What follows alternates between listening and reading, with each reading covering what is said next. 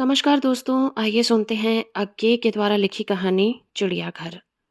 रमा ने तिनक कर कहा, हाँ, और तुम्हें क्या सूझेगा? कॉलेज से छुट्टी हुई, आए फैलकर पढ़ रहे। ना हुई छुट्टी तो शाम को सिनेमा जाकर ऊँघ लिया। फिर जब मैं कह दूंगी कि मर्द तो शादी इसीलिए करते हैं कि रसोइया कहारिन को तनख्वाह न देनी पड़े, तो कहेंगे अन्याय करती हो। मैं कहती हूँ, राजे क्या रोज रोज मरते हैं? आज सोचा कि छुट्टी हुई है तो चलो कहीं घूम आए, लेकिन तुम्हें क्या घूमने से, वह भी मेरे साथ। यह तो लेट के हुक्का गुड़गुड़ाएंगे। हाँ, होती कोई मेम साहब। मैंने बात खत्म करने के लिए कहा, अच्छा भाई चले चलते हैं, लेकिन तुम कपड़े तो पहनो।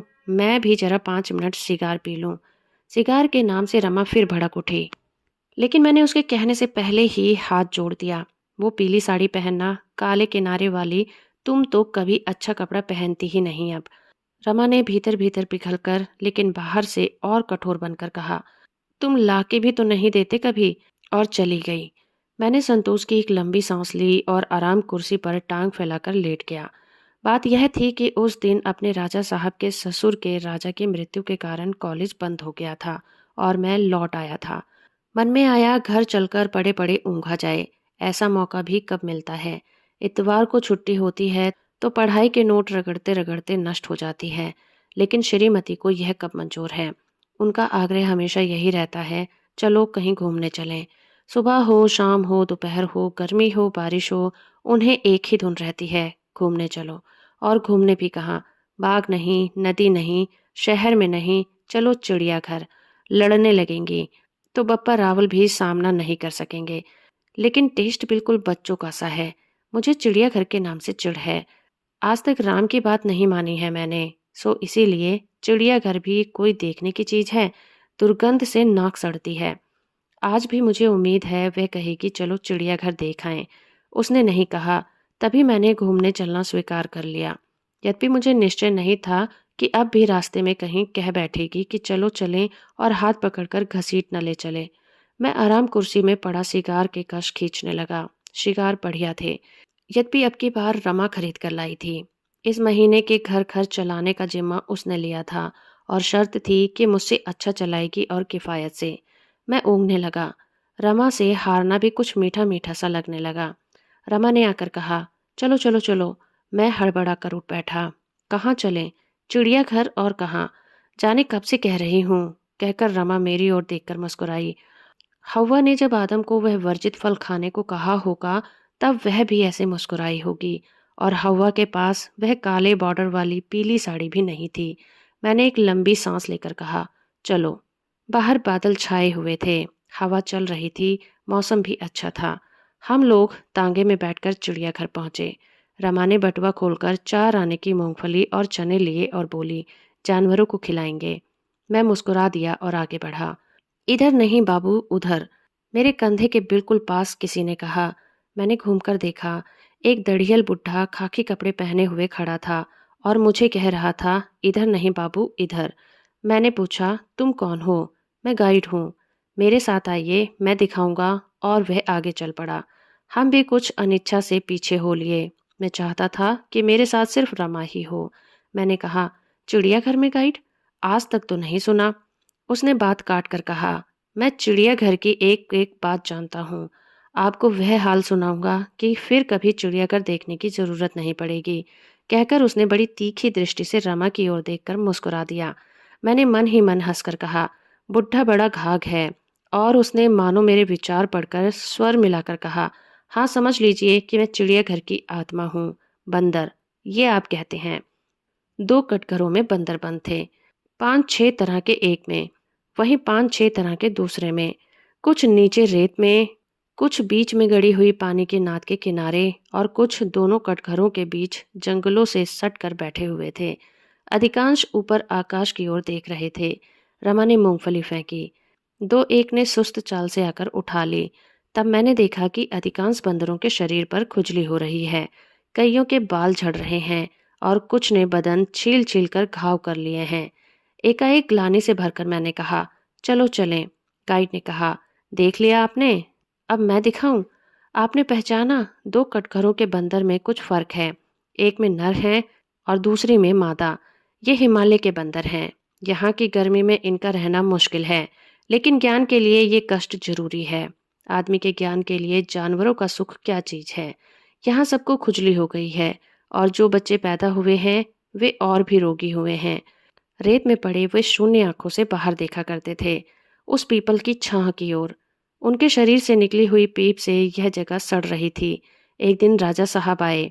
उन्हें चिड़ियाघर के साहब ने कहा कि इन बच्चों को गोली मार देनी चाहिए, लेकिन राजा साहब को यह हिंसा जची नहीं। उन्होंने व्यवस्था की कि अब इनके बच्चे नहीं होने दिए जाएं, और हर साल 2 नए बंदर खरीदकर यहाँ रख दिए जाएं, ताकि प्रदर्शन ठीक तरह से बना रहे। और नर मादा अलग अलग कटघरों में रख दिए गए। देखिए, मैं स्थिर दृष्टि से बंदरों की ओर देख रहा था, जो बीच के जंगले के पास बैठे हुए थे। उनकी निश्चेष्टता, मूंगफली के प्रति उनकी अपेक्षा एक बड़ी भारी और बड़ी भयंकर बात बनकर मेरे मन में समा रही थी। रमा ने मेरी कोहनी पकड़कर कहा, आगे चलें। एकाएक जी चाह उठा, रमा के उस स्पर्श को कोहनी के दबाव में बांध लूं, अलग न होने दूं और वहां से भाग जाऊं। मैंने कहा, चलो चलो, पर मुख दृष्टि बंदरों से नहीं हटी, जब तक कि बुढ़े ने नहीं कहा, अभी बहुत कुछ देखना है आपको। हाथी। रमा बोली, अरे चिड़ियाघर में हाथी भी रखा है। मैंने कहा, हाँ, इधर हाथी भी एक अजीब चीज है ना। गाइड बीच में बात काटकर कहने लगा, ये हाथी हाथियों में भी अजीब है। इसका एक इतिहास है। यह पहले राजा साहब के निजी पील खाने का सबसे तगड़ा हाथी हुआ करता था। साल में 2 बार दंगल होता था। तब राजा साहब इसे लड़ाया करते थे, बाहर भी लड़ने भेजते थे। लेकिन बहुत ज्यादा लड़ने से उसकी खोपड़ी पर जोर पड़ा और दोनों आंखें अंधी हो गई। तब राजा साहब ने 500 रुपए के टेस्ट को भेज दिया और चिड़ियाघर में रख दिया। अब इसके हिलते हुए सिर, लटके हुए दांत और झुर्रियां पड़े हुए शरीर को देखकर आप अंदाजा नहीं लगा सकते कि ये कैसा यमदूत रहा होगा।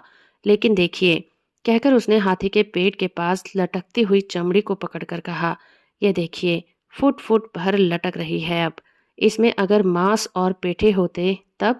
मैंने समर्थन करते हुए कहा, हाँ वाकई है हाथी ही। अब इसे चौथाई खुराक पर रखा गया है। खर्च बहुत होता है ना। साहब ने इसे भी गोली मरवा देने की राय दी थी, और राजा साहब ने पूछवाया भी था कि दांत और हड्डी बेचकर क्या आमदनी होगी। लेकिन मालूम हुआ कि कोई खास फायदा नहीं होगा, और यह भी कहा गया कि राजा साहब की शान के खिलाफ होगा। लोग कहेंगे कि सारी उम्र तो बेचारे को लड़वाते रहे, और बूढ़ा हो गया तो थोड़े से चारे के लोभ में गोली मरवा दी।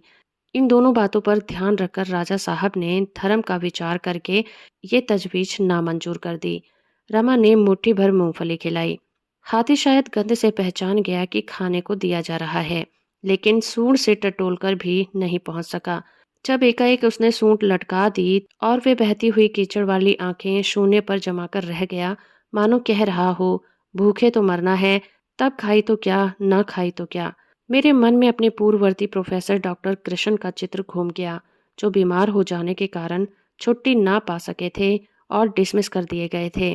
वह भी ऐसा ही बांका जवान था।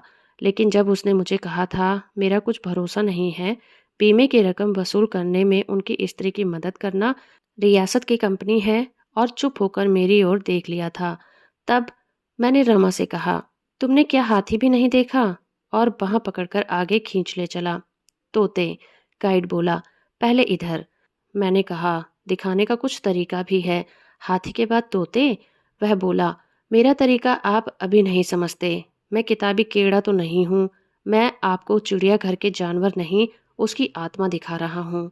उस आत्मा का विकास ही आप मेरी कहानी में पाएंगे। बुढ़े ने कुछ अजीब प्रभावशीलता थी। हम पीछे हो लिए। तोते ऊँघ रहे थे। गाइड ने चुटकी बजाकर उन्हें जगाया। रमा बुलाने लगी, मिट्ठू मियाँ मिट्ठू। तोते रमा की तरफ देखते रहे। रमा ने दाने भीतर डाल दिए, पर तोते वहीं बैठे रहे। एक ने चिड़चिड़े से स्वर में कहा, टेऊ, मानो यह जतला रहा हो कि तुम अपना काम कर चुके, अब जाओ यहाँ से, हम खा लेंगे। गाइड बोला, ये तोते अब प्रातः काल या साय काल को ही बोलते हैं।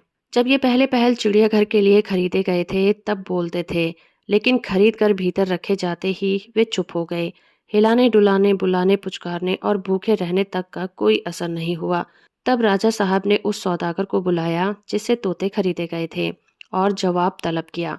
सौदागर ने जगह देख भाल कर निवेदन किया, हुजूर, ये तोते जंगलों के रहने वाले हैं, आकाश में डकैत हैं, इसीलिए इनका दुख सुख रोना गाना अब आज़ादी के ही आसरे है।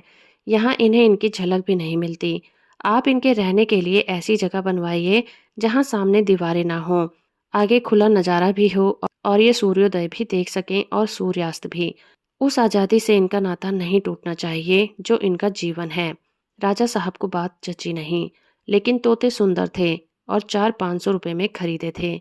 इसीलिए सौदागर के कहे अनुसार इमारत खड़ी कर दी गई। अब तोते इसमें रख दिए गए। तब एक दिन राजा साहब उस सौदागर को लेकर सवेरे सवेरे देखने आए। रास्ते में राजा कहते आए कि सिर्फ रहने की जगह तैयार करने में 1000 से अधिक रुपया खर्च हो गया। खैर, उन्होंने पहुंचकर देखा, सूर्य की पहली किरण के पड़ते ही तोते सजग हो उठे। आगे की ओर लटककर गर्दन झुकाकर अपनी गोल गोल स्थिर आंखों से पूर्व की लाली को मानो व्याकुल उत्कंठा से पी रहे थे। उससे कुछ स्फूर्ति पा रहे थे, जिससे उनके डैने फड़फड़ा तो नहीं, जरा से उठ उठकर कांप रहे थे। सारा बदन कांप रहा था। एकाएक वे भरे स्वर में भरे हुए दिल से चित्कार कर उठे और कुछ मिनटों के लिए कोलाहल समझ गया। फिर सूर्य निकल आया और तोते धीरे धीरे चुप हो गए। केवल कभी कभी कोई एक मानो भूली सी याद लेकर पुकार उठता, टी। राजा साहब खुश होकर बोले, बोलते तो हैं। सौदागर ने बाँछें खिलखिलाकर कहा, राजा साहब, मेरे तोते की आवाज़ 1000 रुपये है। तनिक चुप रहकर गाइड फिर बोला, इस हिसाब से ये तोते अब 1 करोड़ रुपए जमा कर चुके हैं। मैंने कहा, तरकीब तो अच्छी रही। अच्छी? अजी साहब, गजब की रही तरकीब। आप देखें, यहाँ कहाँ कहाँ लागू नहीं होती। आप दिन भर कॉलेज में लेक्चर झाड़ते हैं, सो क्या आपका धर्म है? आपको भी दूर कहीं पर देखना है, पेंशन, अपना एक घर, बगिया में धनिया पुदीना और अपनी खेती वगैरह वगैरह, इसी आसरे तो। मैंने कहा, रहने दो अपना दर्शन, हमें चिड़ियाघर देखना है। उसने जरा भी अप्रतिभ हुए बगैर कहा, यह चिड़ियाघर नहीं तो और क्या है? और आप उनसे पूछकर देखें। उसने रमा की ओर इशारा किया। ये रोटी पकाती है, घर संभालती है, शायद हारमोनियम बजाती है। सो सब किस लिए? इनके हृदय में भी तो कोई स्वप्न है या? रमा ने अनावश्यक क्रोध से भरकर कहा, चुप रहो तुम।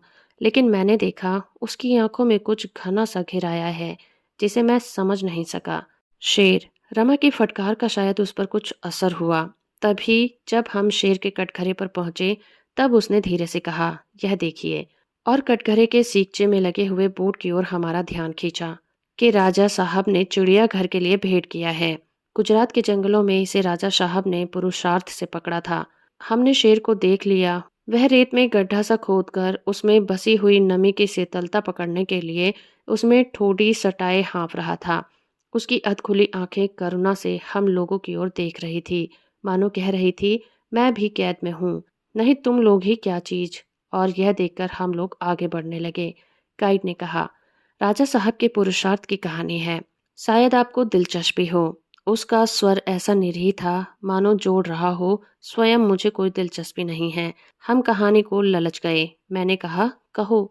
राजा साहब के यहाँ अक्सर विदेशी शिकारी आते रहते हैं और विदेशी होने के नाते ये जरूरी हो जाता है कि राजा साहब उनके ओहदे के मुताबिक 1 या 2 शेर मंगवाएं। इसीलिए जब शेर बहुत थोड़े हो गए थे, लेकिन दशहरे के दिनों राजा साहब को 1 शेर मारना जरूरी होता है, क्योंकि परंपरा चली आ रही है। उसी की कच्ची खाल पर खड़े होकर राजा साहब दरबार से मुजरा लेते हैं। तो इस बार भी तैयारी हुई। मचान बंधे और शिकार पार्टी चली, लेकिन बहुत खोजने और हो हल्ला करने पर भी शेर नहीं मिला। केवल एक बुढ़े ने यह खबर दी कि जंगल में एक ताल के पास शेरनी ने बच्चे दिए हैं और उनके साथ माद में पड़ी रहती है। तब नया मचान बंधा। नए सिरे से शोर मचाया गया कि शेरनी बाहर निकले, लेकिन वह नहीं निकली।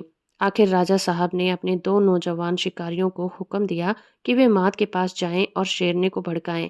उन्हें आत्मरक्षा के लिए बंदूकें दे दी गई थी और कड़ा हुक्म दिया गया था कि शेरनी पर फायर ना करें, उसे राजा साहब के लिए ही आने दें। वे माद के पास गए और कुछ दूर से उन्होंने बड़ा सा पत्थर माद की ओर लुढ़काया। शेरनी तड़प कर बाहर आई। तब शिकारी भागे।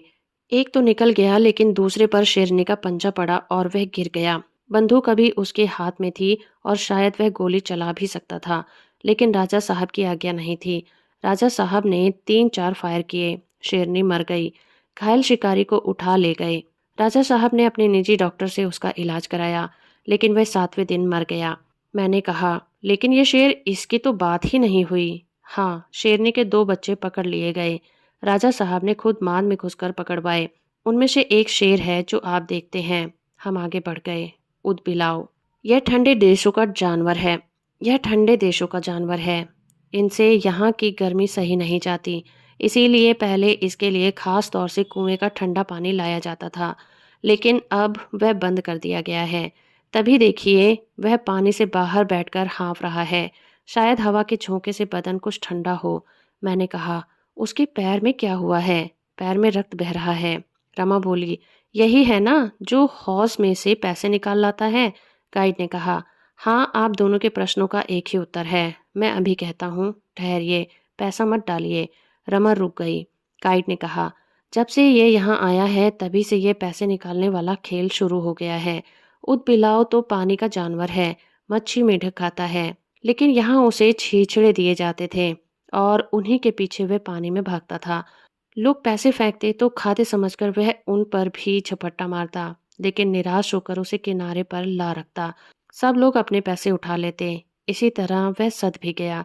पिछले साल गर्मियों में कुछ लोग देखने आए, तब भी ऐसे ही गर्मी से घबराया हुआ पड़ा था जैसे अब है। तब ठंडे पानी का इंतजाम नया नया बंद हुआ था। देखने वाले में एक लड़के ने चवन्नी फेंकी। वह कांपती हुई डूब गई। ऊदबिलाव ने उधर देखा नहीं, ना ही अपनी जगह से हिला। लड़का रोने लगा। बाप ने पूछा, क्या है? चवन्नी की बात सुनकर उसे भी फिक्र हुई और वह अपनी छड़ी से ऊदबिलाव को उठाने लगा।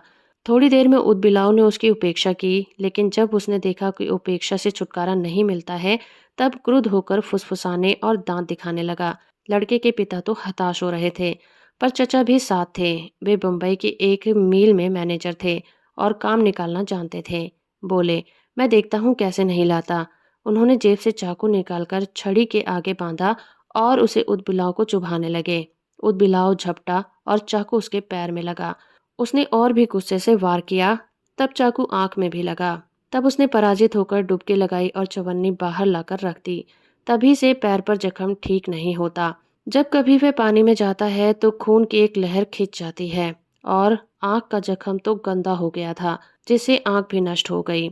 आप जानते हैं कि गर्म देशों में जख्म कितनी जल्दी खराब होता है? मैंने कहा। आंख गई बेचारे की। रमा ने इकन्नी निकाली थी, वह वापस पर्स में डाल ली और चुपकी सी खड़ी रही। गाइड बोला, नहीं, आप इकन्नी की फिक्र ना करें, वह ले आएगा। उजड़ आदमी भी सबक सीखकर सीधा हो जाता है। यह तो बेचारे बेबस जानवर हैं। यही वे मिल मैनेजर कहते थे। मैं जानता था कि रमा ने इकन्नी क्यों वापस रख ली, क्योंकि गाइड के गलत समझने से मुझे क्रोध नहीं हुआ। रमा मुझे चिड़ियाघर घसीट कर लाई है, चखे मजे। अब कभी आने का नाम नहीं लेगी। बाघ के बच्चे। हमने बोर्ड की ओर देखकर पढ़ा, पुत्र के जन्म की खुशी में नवाब की ओर से दान। रमा ने कहा, कैसे सुंदर बच्चे हैं, खेलने को जी चाहता है। गाइड ने कहा, बच्चे कैसे इतने सुंदर होते हैं, यही एक ताज्जुब की बात है। शायद पीड़ा से जो चीज पैदा होती है वे सुंदर ही होती है, नहीं तो। एकाएक मेरी ओर देखकर वह रुक गया और बोला, अच्छा लीजिए, नहीं कहता। आप मालूम होता है दर्शन शास्त्र के प्रोफेसर हैं, तभी दर्शन से चिढ़ते हैं। खैर, मैं अपना काम शुरू करूं, कहानी ही कहूं, सुनिए। जिस रात नवाबजादे का जन्म हुआ, उस रात नवाब साहब ने भारी उत्सव किया। शराब में मस्त होकर जब वो बैठने के नाकाबिल हो गए, तब भीतर महलों की ओर चले। शायनागार के बाहर एक बांदी खड़ी थी, उससे उन्होंने कुछ भद्दा मजाक किया। वो बोली कुछ नहीं, बोलना जरूरी नहीं था, लेकिन उसने वह मुस्कान की अदा नहीं की जो पाने का हक नवाब के मजाक को है। नवाब बिगड़ उठे और बांदी को भीतर खींच ले गए। वहां उसे छेड़छाड़ करने लगे। उसने बहुत अनुनय विनय की, लेकिन कोई लाभ नहीं हुआ। वह गर्भवती थी और अंत में उसने अपने आजाद बच्चे के नाम का नवाब से दया मांगी, लेकिन नवाब आपे में नहीं थे। उन्होंने उसके पेट में लात मारी। बांदी लड़खड़ाकर बैठ गई। पीड़ा और एक असहाय आशंका से उसका चेहरा स्याह पड़ गया था। तब उसने फुफकार मारकर कहा, नवाब साहब, याद रखिए, माँ बाघिन होती है। नवाब साहब ने अट्ठास करके कहा, नवाब क्या बाघिन से डरता है? पर बांदी को बाहर निकलवा दिया। अगले दिन जब बांदी क्षमा न मांगने पर जेल भेजी गई, तब नवाब साहब को जूझा कि गाभिन बाघिन का शिकार करना चाहिए। शिकार का प्रबंध हुआ और एक बाघिन मारी गई। गोली लगने पर जब वह छटपटाने लगी, तब इन बच्चों का प्रसव हुआ। असमय पैदा होने से देखिए इनकी खाल कितनी मुलायम और सुंदर है। तभी मैं कहता हूँ कि पीड़ा सौंदर्य की माँ है। रमा ने टोक कर पूछा, और बांदी का क्या हुआ? उसका बच्चा? गाइड हंस दिया और बोला, मुझे मालूम नहीं, मालूम हो भी तो क्यों? मैंने आपसे पहले ही कहा ना, मैं इस चिड़ियाघर की आत्मा हूँ, दुनिया की आत्मा नहीं हूँ। मेरी कहानी इसी की कहानी है। अगर दुनिया भी इस चिड़ियाघर से है तो उसकी कहानी के लिए आप। लेकिन मेरी सहनशीलता की इति हो चुकी थी। मैं रमा को खींचता हुआ एक और निकल चला। मुझे बाहर की राह मालूम नहीं थी, इसीलिए एक और फाटक देखकर उधर ही मैं लपका। चिड़ियाघर का साहब। फाटक के पास मैं ठिठक गया। उस पर बड़े बड़े अक्षरों में लिखा था, सावधान, बिना लिखित इजाजत के भीतर ना आओ। मैं कहने को था, अब क्या करें, कि मैंने देखा गाइड पास खड़ा मुस्कुरा रहा था। मैंने अपना क्रोध दबाकर पूछा, यहाँ कौन सा जानवर रहता है? वह चिड़ियाघर के साहब का बंगला है। ऐं, इनकी भी कहानी कह तू? कहकर बिना उत्तर की प्रतीक्षा किए चिड़ियाघर की आत्मा बोली, साहब हमारे राजा के चचेरे भाई की संतान है, एक वैश्या से। यह कहानी बहुत कम लोग जानते हैं, क्योंकि यह वैश्या बहुत देर तक कुंवर साहब की चहेती रही और वह उसके लड़के को कुमार की तरह पालते रहे। उसे भी अपनी माँ का पता नहीं लगा। पर एक बार राजकुमार कॉलेज में उनकी किसी दूसरे कुमार से लड़ाई हो गई थी और उसने उन्हें वैश्यपुत्र कह दिया था। जब पूछने पर सच्चाई का पता चला, तब वह दुख और ग्लानि से पागल हो गया। जब पागलपन कुछ ठीक हुआ, तब उसने कॉलेज जाने से इनकार कर दिया और यहीं रहने लगे। अब भी उसका पागलपन मिटा नहीं है। लेकिन अब यह हालत हुई है कि कोई उनका नाम लेकर यहाँ कुंवर साहब कहकर बुलाता है, तब उसे दौरा आ जाता है और वह हत्या करने को तैयार हो जाता है। अजनबी भी यदि उसका नाम पूछ बैठते या कोई और बात करते जिससे उसका ध्यान अपने माँ बाप की ओर जाए, तब भी यही हालत होती है। अन्यथा वह बहुत ठीक रहता है। जानवरों में उसे विशेष दिलचस्पी थी, इसीलिए राजा साहब ने उसे यहाँ नियुक्त करके इस बंगले में रख दिया है और बाहर यहाँ बोर्ड लगवा दिया कि कोई भूल कर भी इधर चला न जाए। थोड़ी देर मौन रहा, फिर गाइड ने कहा, मालूम होता है आप और नहीं देखना चाहते। मैंने उत्तर देने से पहले ही रमा की ओर देखकर बोला, मैंने पहले ही कहा था, आपको दोबारा देखने की जरूरत नहीं पड़ेगी। और मैंने फिर देखा, उसकी मुस्कुराहट में एक तीखा व्यंग्य है। मैंने रमा से कहा, देख लिया, अब चलें बाहर? हम चले। रमा कुछ बोली नहीं। तब मेरा सारा क्रोध उसी पर फूटना चाहता था। मैंने व्यंग्य से पूछा, कैसी रही चिड़ियाघर की सैर? उसने मेरा गुस्सा पढ़कर मानो ज्वाला में घी डालने के लिए शांत भाव से कहा, अजीब थी। अजीब कहती हो तुम? ऐसा सड़ा गंदा विभत्स डिस्गस्टिंग दिन मैंने कभी नहीं बिताया। अब कभी चिड़ियाघर आऊं तो मेरा नाम। कैसे नहीं आओगे तुम चिड़ियाघर में? अपने बिल्कुल पास क्रोध से जलता हुआ यह गर्जन सुनकर मैं सहम गया। चिड़ियाघर की आत्मा, वह गाइड मेरे बिल्कुल पास खड़ी मेरी ओर देख रहा था। उसके विस्फारित नेत्रों से आग बरस रही थी। बदन गुस्से से कांप रहा था। कैसे नहीं आओगे तुम चिड़ियाघर में? जाओगे कहाँ तुम? वहां बाहर, वहां एक बहुत बड़ा चिड़ियाघर है जिसमें तुम बंद हो। वह एकाएक इतना पास आ गया कि उसकी गर्म सांस मेरे गले पर पड़ने लगी और उसकी लंबी दाढ़ी के कुछ बाल चुभ गए थे। मैंने एकाएक घबराकर रमा को खींचते हुए कहा, रमा चलो बाहर चलो। मैं कांपता हुआ जागा तो पास की मेरा झबरा कुत्ता टिम मेरे कंधे पर अपनी थूथनी रगड़कर मुझे जगाना चाहता था और उसके पीछे रमा वही पीली साड़ी पहने हुए प्यार भरे स्वर से कह रही है, पोस्ती जी, चलना नहीं बाहर? मैं अपने को संभालने की कोशिश करते करते बोला, चलो, लेकिन कहाँ? उसने और भी आकर्षक मुस्कान मेरे चेहरे पर जाल की तरह बिखेर कर कहा, क्यों, चिड़ियाघर नहीं ले चलेंगे? मैं डूबते हुए स्वर में किसी तरह कह पाया, चलो। तो दोस्तों, अभी आप सुन रहे थे अज्ञे के द्वारा लिखी कहानी चिड़ियाघर। उम्मीद करती हूँ मेरा ये प्रयास और एक कहानी आपको अच्छी लगी होगी। वीडियो को लाइक और चैनल को सब्सक्राइब करना बिल्कुल मत भूलिएगा।